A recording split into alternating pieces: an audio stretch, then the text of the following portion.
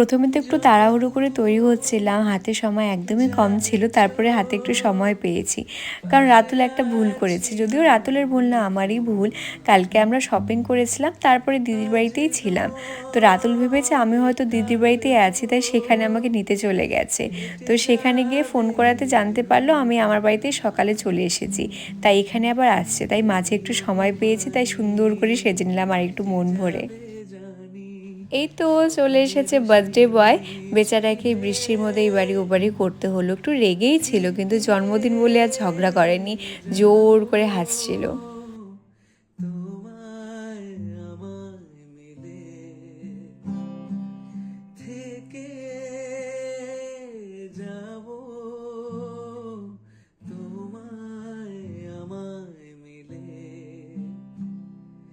আজ আমরা পুজো দিতে চলে এসেছি আলিপুরদুয়ার বড় দুর্গা বাড়িতে। এখানে তো